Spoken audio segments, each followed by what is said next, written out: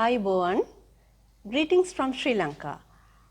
I am Shironika Karunanayaka, Professor in Education Technology at the Faculty of Education of the Open University of Sri Lanka.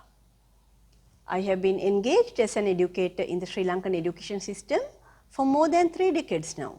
First as a secondary school teacher and then as a university teacher since 1993.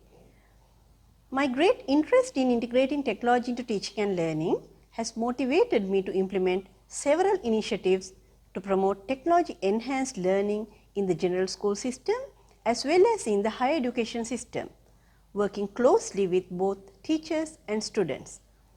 Mainly, I have been involved in creating professional development opportunities for educators to develop their competencies to engage meaningfully in digital teaching and learning practices. While a gradual digital transition has been happening in our context, amid various challenges of course, the global pandemic situation suddenly compelled us to shift all teaching and learning transactions to digital platforms.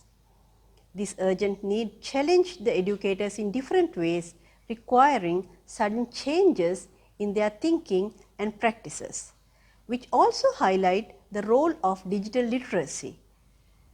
Raising awareness of teachers and students on consuming news critically, understand the negative consequences of irresponsible use of digital information, and to realize their individual responsibilities in using digital platforms is crucial.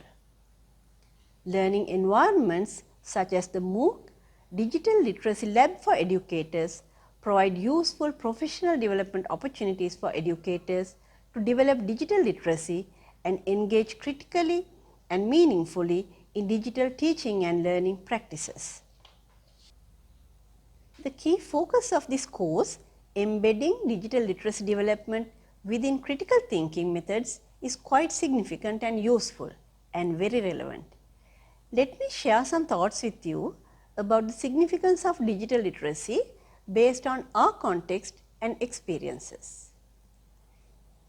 According to official statistical records, Sri Lanka's digital literacy has increased from 46% to 49.5% by the second quarter of 2020. I am sure now it's further increased by 2021. Further, Sri Lankans accessing the internet via smartphones is much higher than using desktop computers or laptops, and smartphone use was higher in rural areas than urban areas. By January 2021, there were 10.9 million internet users in Sri Lanka, where it has been increased by 800,000 from 2020. And the current internet penetration is 50.8% of the total population. Similarly, the number of social media users has been increased by 1.5 million between 2020 and 2021, and it stands at 36.8% of the total population of Sri Lanka.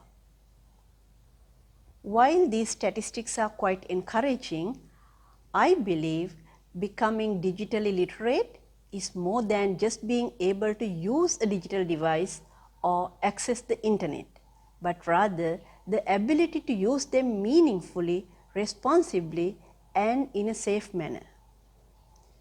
With the significant increase in the use of the internet and especially social media, various other issues have also escalated, such as online scams, spreading fake news, and abuse of privacy. Lack of digital literacy leads people making irresponsible decisions online that can result in them being victimized. For instance, with the sudden increase of online scams, general public are cautioned to beware about various financial frauds that are being operated through social media and internet-based applications.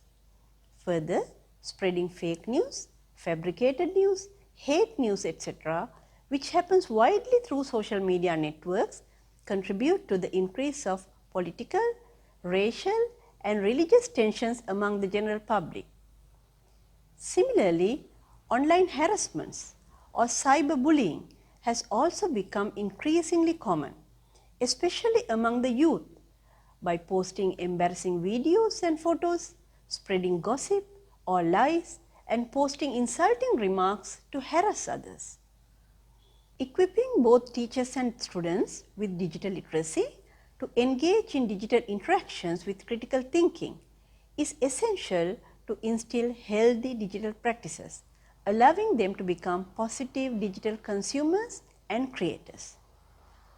I will be meeting you later in this course with some specific examples and case studies from the Sri Lankan context to facilitate your learning journey.